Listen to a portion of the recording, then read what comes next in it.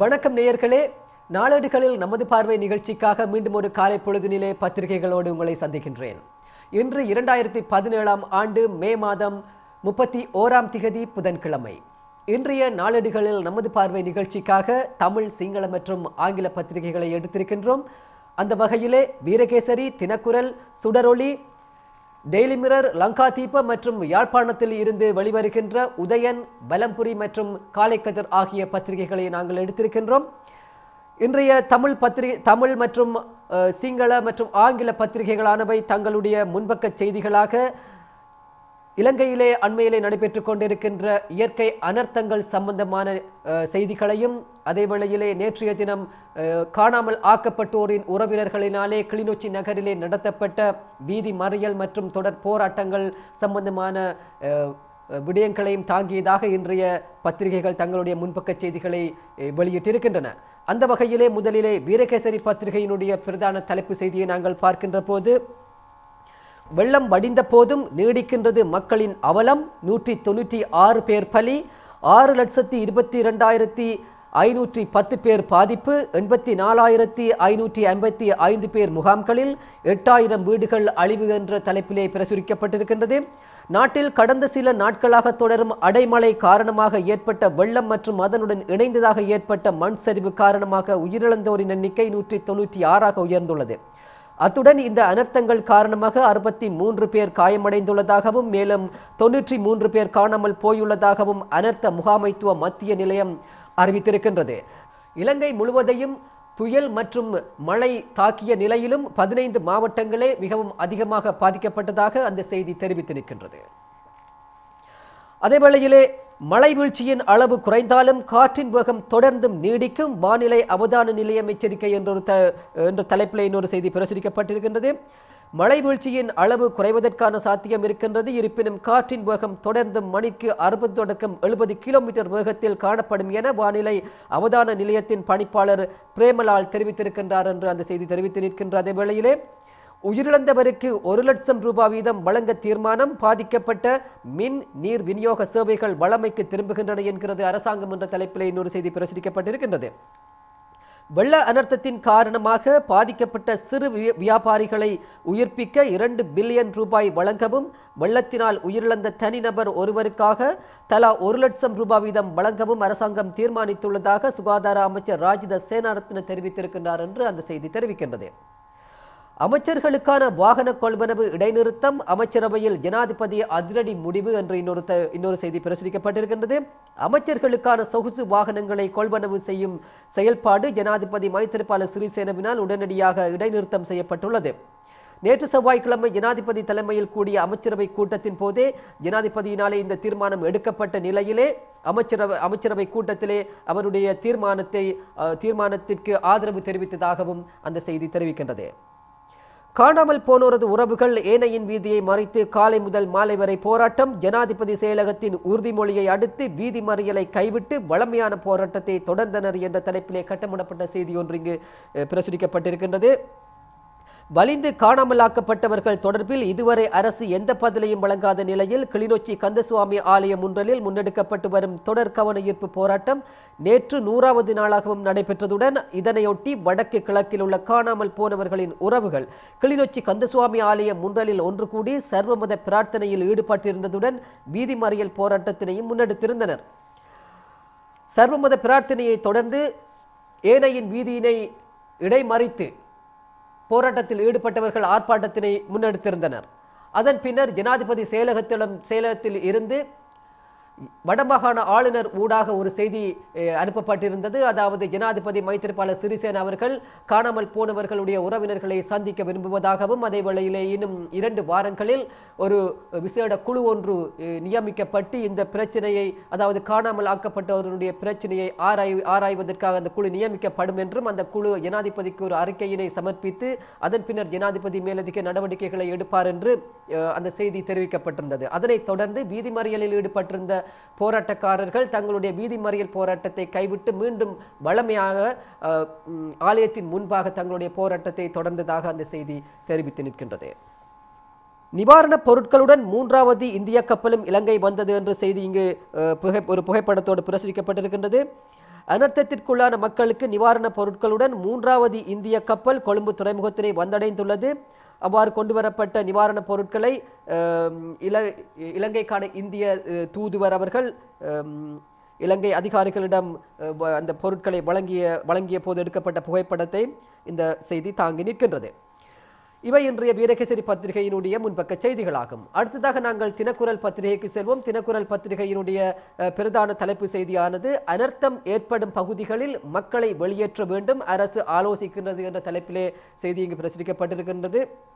அதாவது இனிவரும் காலங்களிலே ஏற்பட போகின்ற இயற்கை அனர்த்தங்களில் இருந்து உயிரிழப்புகளையும் ஏனைய பொருள் அழிவுகளையும் தவிர்க்கும் நோக்கோடு இலங்கை அரசாங்கமானது பாதிப்பை ஏற்படுத்தக்கூடிய இடங்களிலே வசிக்கின்ற மக்களை ஒரு பாதுகாப்பான இடங்களுக்கு நகர்த்துவதற்கு தேவையான நடவடிக்கைகளை எடுப்பது சம்பந்தமாக ஆலோசித்து வருவதாக அந்த செய்தி தெரிவித்து நிற்கின்றது.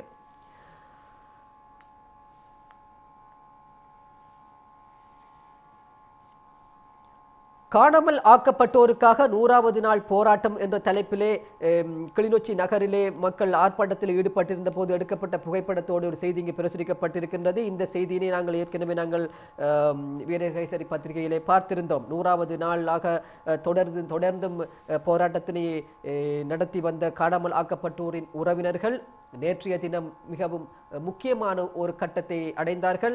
அதற்காக அவர்களுக்கு ஒரு வெற்றியும் கிடைத்திருக்கின்றது. குறிப்பிடத்தக்க அளவிலே ஜனாதிபதியினுடைய உறுதிமொழி கிடைத்திருக்கின்றது என்று அந்த செய்தியை நாங்கள் ஏற்கனவே பார்த்திருந்தோம்.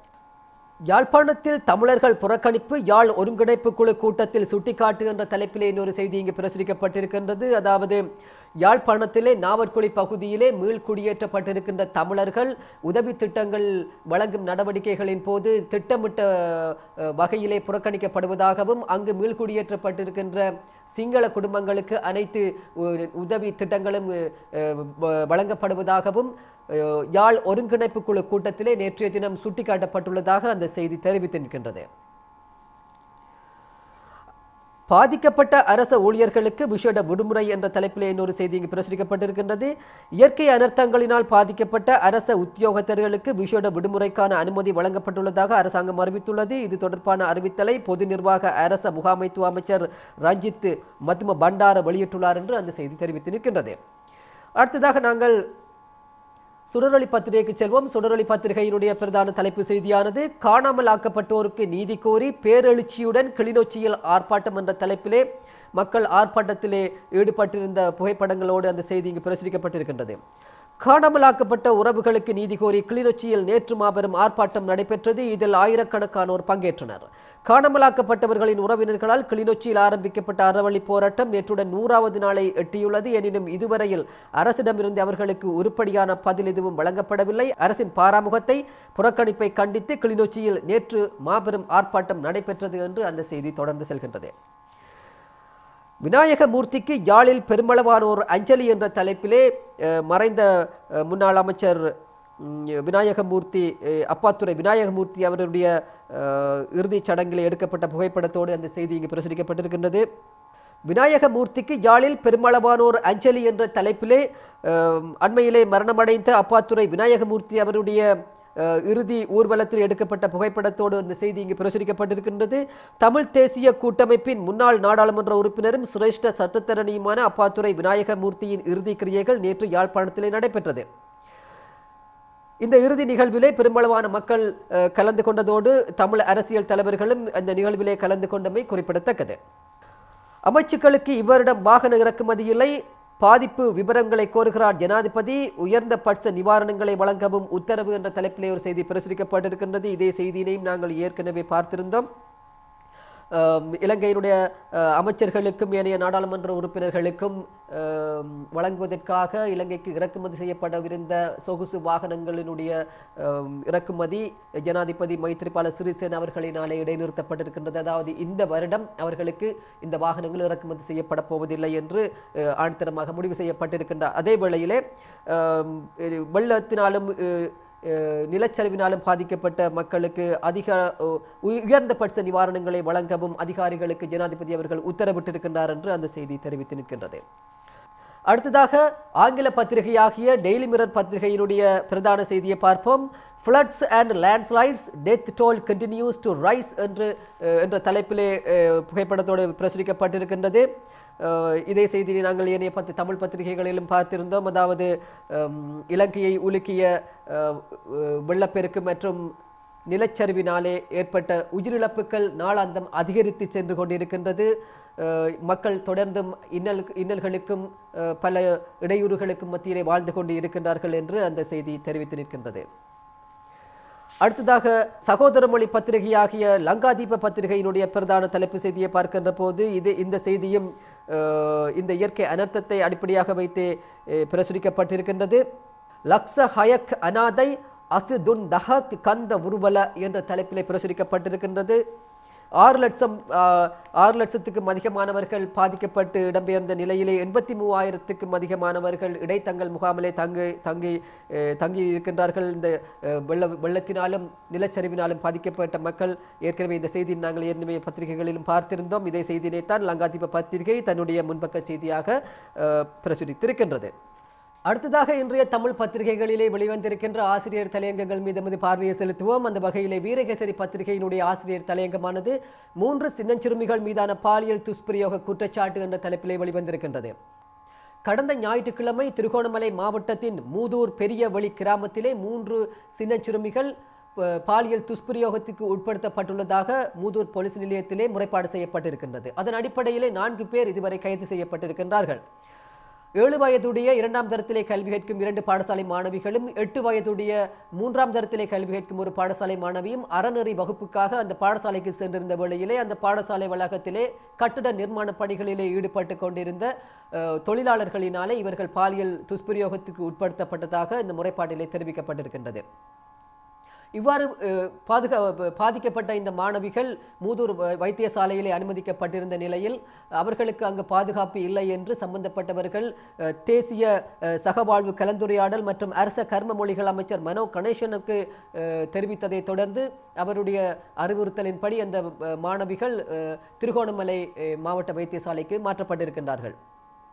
அதே வேளையிலே அமைச்சர் மனோ கணேசன் அவர்கள் இந்த விடயம் சம்பந்தமாக பாரபட்சமற்ற எந்தவித அழுத்தங்களும் இல்லாத ஒரு விசாரணை நடத்தப்பட்டு குற்றவாளிகள் தண்டிக்கப்பட வேண்டும் என்று கோரிக்கை விடுத்ததோடு போலீசாருக்கும் உத்தரவு பிறப்பித்திருக்கின்றார். அதே வேளையிலே சிறுவர் விவகார ராஜாங்க அமைச்சர் விஜயகலா மகேஸ்வரன் அவர்களும் அந்த பிரதேச போலீஸ் அத்தியட்சரோடு தொடர்பு கொண்டு இந்த விடயத்திலே உரிய நடவடிக்கை எடுக்குமாறு பணிப்புரை விடுத்திருப்பதாக இந்த ஆசிரியர் தலையங்கத்திலே தெரிவிக்கப்பட்டிருக்கின்றது.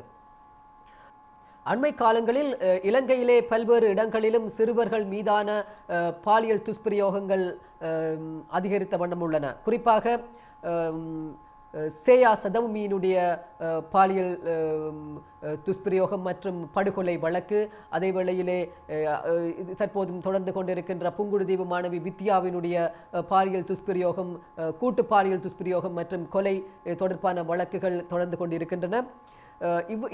இவ்வாறான பாலியல் துஷ்பிரயோகங்கள் தொடர்பான வழக்குகள் காலங்கள் பல வருடங்களாக நீடித்த நிலையிலே அவர்களுக்கு உரிய நீதி கிடைக்கின்றதா அல்லது குற்றவாளிகள் விரைவாக தண்டிக்கப்படுகின்றார்களா என்ற ஒரு கேள்வி பலருக்கும் எழுகின்றது.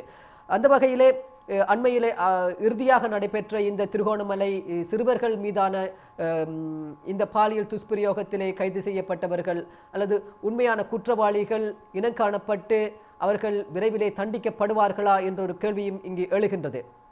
இவ்வாறான சம்பவங்கள் தொடர்கின்ற நிலையிலே இனிவரும் காலங்களிலாவது இவ்வாறான துஷ்பிரயோகங்கள் நடைபெறாவண்ணம் இருப்பதற்காக அரசாங்கம் உரிய நடவடிக்கைகளை எடுக்க வேண்டும். அது அரசாங்கத்தினுடைய தலையாய கடமையாகவும் அவசியமாகவும் இருக்கின்றது என்பதை சுட்டிக்காட்ட விரும்புகின்றோம் என்று வீரகேசரி பத்திரிகையினுடைய ஆசிரியர் தன்னுடைய ஆசிரியர் தலையங்கத்திலே சுட்டிக்காட்டி நிற்கின்றார். அடுத்ததாக இன்றைய தினக்குரல் பத்திரிகையினுடைய ஆசிரியர் தலையங்கத்தை பார்ப்போம். வாசிப்பை ஊக்கப்படுத்தல் காலத்தின் கட்டாய தேவை என்ற தலைப்பிலே பிரசுரிக்கப்பட்டிருக்கின்றது. இன்றைய காலத்திலே மிகவும் அவசியமான ஒரு விடயமாக இருக்கின்றது இந்த ஆசிரியர் தலையங்கம். அதாவது மாணவர்கள் உட்பட இளைய சமூகத்தினர் மத்தியில் வாசிப்பு பழக்கம் அருகி வருவது குறித்து பெற்றோர்களும் ஆசிரியர்களும் அதிக அளவுக்கு கவலை வெளிப்படுத்தி வருவதை அவதானிக்க முடிகின்றது. 3 அல்லது 4 தசாப்தங்களுக்கு முன்னர் தொலைக்காட்சிகளோ அல்லது இதர தகவல் தொழில்நுட்ப இலத்திரனியல் ஊடகங்களோ அதிக அளவுக்கு பாவனையில் இல்லாத கால பகுதியிலே சஞ்சிகைகள் பத்திரிகைகளிலேயே அதிக அளவுக்கு தங்கியிருந்த நிலைமை காணப்பட்டது. பாடநூல்களுக்கு அப்பால் அறிவூட்டும் நாவல்கள், சஞ்சிகைகள், செய்தி பத்திரிகைகளை வாசிக்குமாறு பெரியவர்களும் ஆசிரியர்களும் பிள்ளைகளை ஊக்குவித்து வந்தனர். வீடுகளில் பெற்றோர் உட்பட பெரியவர்களின் பொழுதுபோக்கு அம்சமாக வாசிப்பு பழக்கம் காணப்பட்டது. அதனால் வீட்டில் உள்ள பிள்ளைகளும் வாசிப்பு பழக்கத்தை கைக்கொள்ள நேரிட்டது. அக்காலகட்டத்தில் கையடக்க தொலைபேசிகள் இல்லை, வாட்ஸ்அப், ஃபேஸ்புக் போன்றவையும் கிடையாது. கிராமப்புறங்களில் சனசமூக நிலையங்களும் பட்டினங்களும் நகரங்களில் நூலகங்களும் பத்திரிகைகள் நூல்களை வாசிப்பதற்கு களம் அமைத்து கொடுத்திருந்தன. தகவல் தொழில்நுட்பம் எவ்வாறு வளர்ச்சி அடைந்த போதும் வாசிப்பு பழக்கம் என்பது இன்றைய காலகட்டத்திலும் சரி இனிவரும் காலகட்டங்களிலும் சரி மிகவும் முக்கியமான ஒன்றாக அமைகின்றது. இவ்வாறு சிறு வயதில் இருந்து மாணவர்களுக்கும் இளையவர்களுக்கும் வாசிப்பு பழக்கத்தை ஊக்கப்படுத்த வேண்டிய பொறுப்பு பெற்றோர்களுக்கும் ஆசிரியர்களுக்கும் இருக்கின்றது என்பது மறக்க முடியாத உண்மை.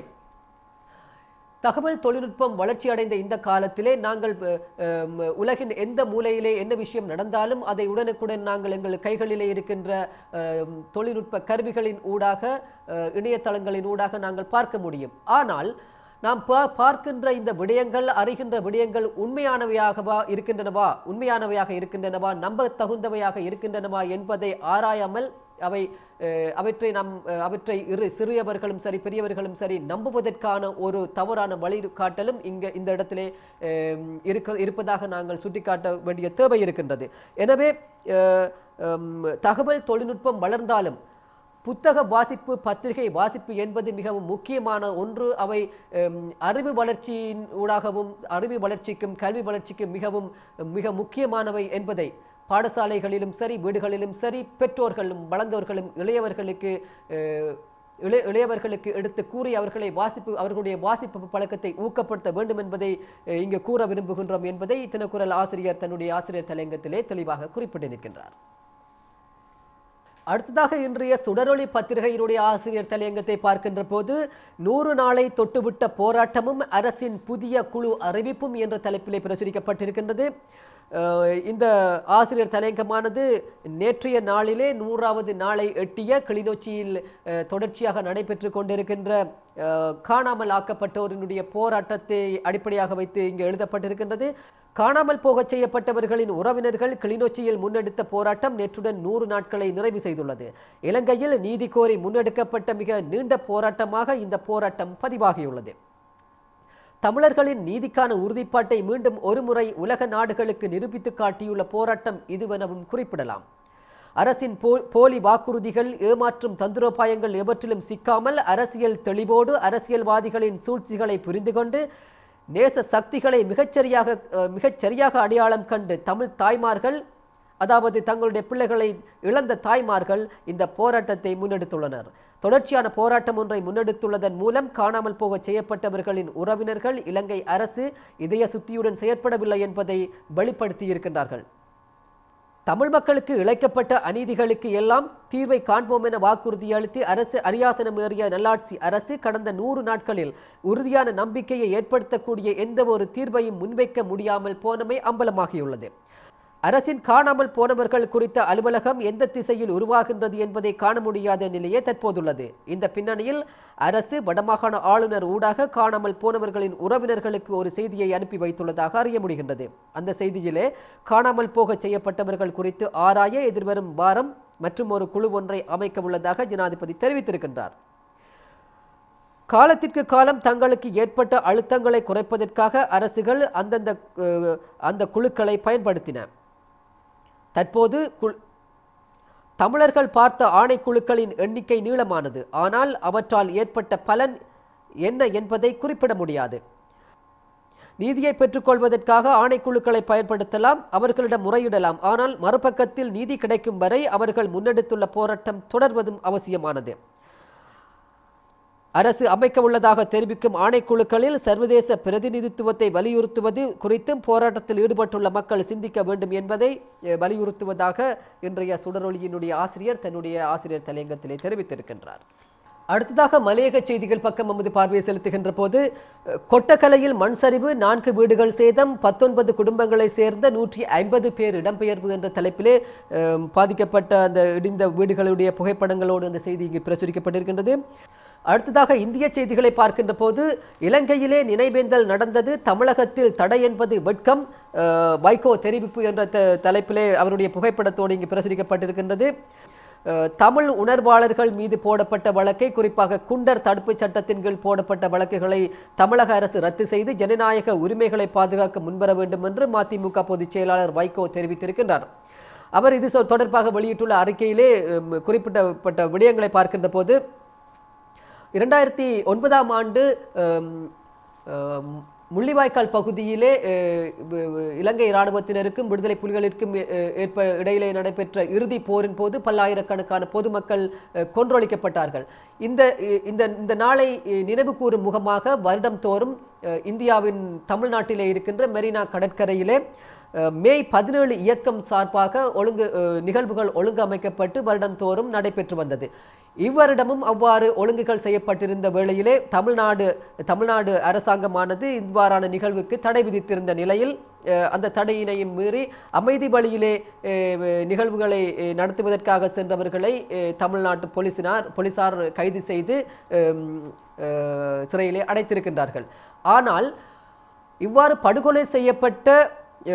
தமிழர்கள் படுகொலை செய்யப்பட்ட முள்ளிவாய்க்கால் நிலத்திலே இலங்கையிலே இந்த நினைவேந்தல் உணர்வு பூர்வமாக அனுஷ்டிக்கப்பட்டது. ஆனால் இந்தியாவிலே தமிழ்நாட்டிலே இவ்வாறான ஒரு நிகழ்வுக்கு அரசு தடை விதித்திருந்த நிலைமையானது மிகவும் ஒரு வெட்கக்கேடான செயல் என்பதை சுட்டிக்காட்ட விரும்புவதாக மதிமுக பொதுச் செயலாளர் வைகோ தெரிவித்திருந்ததாக இந்த செய்தி தெரிவித்து நிற்கின்றது. அடுத்ததாக உலக செய்திகளை பார்க்கின்ற போது ஈராக்கிய பாக்தாத் நகரில் இரட்டை குண்டு தாக்குதல்கள், 27 பேர் பலி, 100 பேர் காயம் என்ற தலைப்பிலே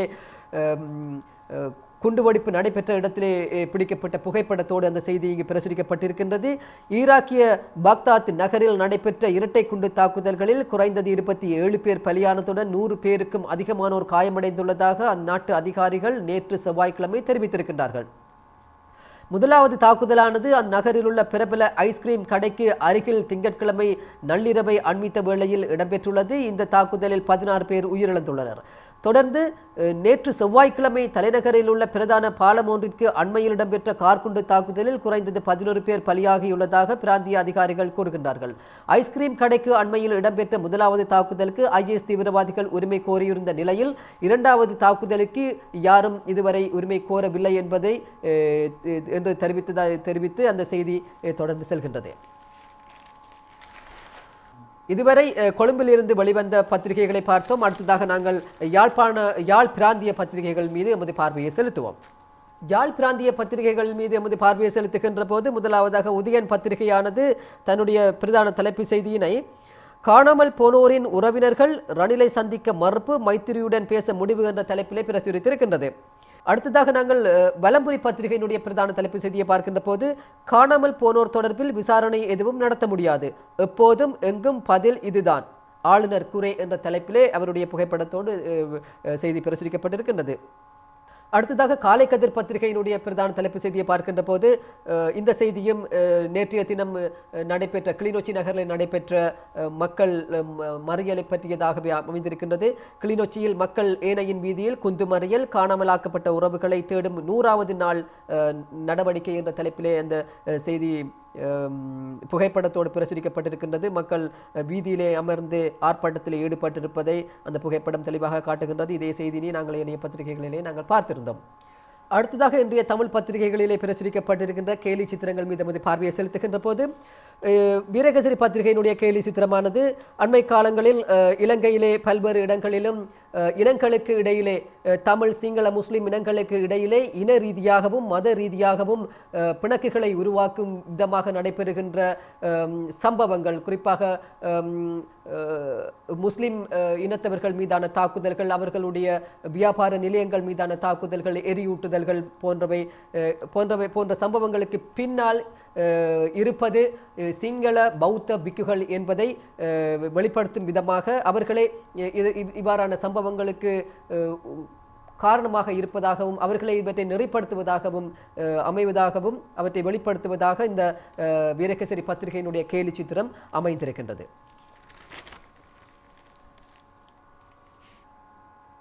அடுத்ததாக தினக்குரல் பத்திரிகையினுடைய கேலி சித்திரத்தை பார்க்கின்ற போது இலங்கை அரசாங்கத்தினுடைய திரைசேரியிலே குவிந்திருப்பது பணம் அல்ல, மாறாக இந்த அரசாங்கமானது வெளிநாடுகளிலே இருந்து பெறப்பட்ட கடன்களினுடைய பத்திரங்களையே மிகவும் பத்திரமாக குவியலாக அடுக்கி வைத்திருக்கின்றது என்பதை வெளிப்படுத்தும் விதமாக இந்த கேலி சித்திரம் அமைந்திருக்கின்றது. அதாவது இலங்கையானது தன்னுடைய நகர்வுகளை, தன்னுடைய அபிவிருத்தி செயல்பாடுகளை எல்லாவற்றையுமே வெளிநாடுகளில் இருந்தும் உலக வங்கியிடம் இருந்தும் கடன்களை பெற்று கடன் சுமையை அதிகரித்து கொண்டு செல்கின்றது என்பதை வெளிப்படுத்தும் விதமாக இந்த கேலி சித்திரம் அமைந்திருக்கின்றது.